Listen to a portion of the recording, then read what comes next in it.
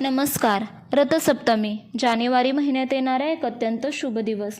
तर 2026मध्ये 25 जानेवारी रविवार या दिवशी येत आहे रथसप्तमी. तर या रथसप्तमी या दिवशी काही विशेष उपाय तुम्हाला करायचे आहेत, ज्याची सुरुवात तुम्हाला सूर्याच्या उपासनेपासूनच करायची आहे. या दिवशी सूर्याची उपासना केल्याने त्वचारोग दूर होतात, दृष्टी सुधारते. तसेच असे मानले जाते की या दिवशी सूर्योदयापूर्वी स्नान केल्याने 7 प्रकारच्या ज्ञात अज्ञात पापांतून मुक्ती मिळते. या दिवशी एरंडाचे पान डोक्यावर ठेवून स्नान करावे. तांब्याच्या कलशात पाणी, लाल फुले, अक्षदा, चंदन टाकून सूर्याकडे तोंड करून अर्घ्य द्यावे. या दिवशी उशिरा उठणे टाळावे, कारण सूर्योदयाचे महत्त्व अधिक आहे. कोणाला अपशब्द वापरू नका, कोणाशी वाद घालू नका, कोणाचा अपमान करू नका.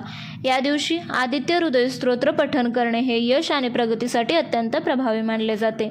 पितृदोष निवारणासाठी, मुक्ती मिळवण्यासाठी आणि समृद्धीसाठी सूर्याला अर्घ्य देताना काळे तीळ त्यामध्ये अवश्य टाकावेत.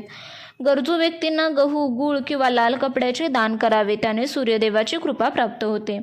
या दिवशी डोक्यावर, खांद्यावर, हातावर रुईची पाने ठेवून स्नान करावे. यामुळे शरीरातील नकारात्मक ऊर्जा नष्ट होऊन तेज वाढते. रथसप्तमीच्या दुसऱ्या दिवशी भीष्माष्टमी असते. ज्यांना संतान सुख हवे आहे किंवा ज्यांच्या कुंडलीत पितृदोष आहे, त्यांनी या दिवशी भीष्म पितामहांना अर्घ्य द्यावे. विशेष लाभ होतो. ज्यांना जुनाट आजार किंवा त्वचारोग आहेत, त्यांनी सूर्योदयाच्या वेळी सूर्यासमोर बसून सूर्यकवच किंवा आदित्य हृदय स्तोत्राचे 11 वेळा पठण करावे. या दिवशी मीठ खाणे टाळावे. अंगणात सूर्याच्या रथाची रांगोळी काढून त्याची पूजा करावी. भांडण टाळा. या दिवशी सकाळी सूर्यासमोर उभे राहून 108 वेळा गायत्री मंत्राचा जप केल्याने एकाग्रता आणि स्मरणशक्ती वाढते. या दिवशी गहू, गूळ, तांबे यांचे दान करावे.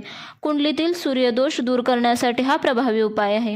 या दिवशी सूर्यनमस्कार फायदेशीर ठरतो. या दिवशी डोळ्यांचा आजार असलेल्यांनी चाक्षुषोपनिषद किंवा सूर्यकवच वाचणे हितकारक ठरते. या दिवसापासून सूर्याच्या कोवळ्या उन्हात बसावे. या दिवसापासूनच उन्हाळ्याची चाहूल सुरू होते. करिअरमध्ये प्रगती होण्यासाठी या दिवशी आदित्य हृदय स्तोत्र पठण करावे. या दिवशी पहाटे मानसिक तणाव, भीती दूर करण्यासाठी सूर्याकडे शांत पाहत बसावे. तसेच या 2026च्या रथसप्तमीच्या दिवशी रविवार येत असल्याने पूजेवेळी सूर्याची 12 नावे आवर्जून घ्यावीत. ती अशी की ओम मित्राय नमः, ओम रवये नमः, ओम सूर्याय नमः, ओम भानवे नमः, ओम खगाय नमः, ओम पुष्णे नमः, ओम हिरण्यगर्भाय नमः, ओम मरीचिये नमः, ओम आदित्याय नमः, ओम सर्वित्रे नमः, ओम अर्काय नमः, ओम भास्कराय नमः. रथसप्तमीला दानाचे महत्त्व अत्यंत आहे. याचे फळ दुप्पट मिळते. त्यामुळे तुम्हाला शक्य असेल तेवढे या दिवशी दान करा. त्यामध्ये गहू, गूळ, तांबे, तसेच या दिवशी तुम्ही आवर्जून पादुकांचे दान करू शकता. यामुळे प्रवासातील तुमच्या मार्गातील अडथळे दूर होतात. तसेच या दिवशी आवर्जून छत्रीचेही दान करावे, तेही शुभ असते. तर अशा प्रकारे हे होते रथसप्तमी दिवशी करावयाचे अचूक आणि प्रभावी उपाय.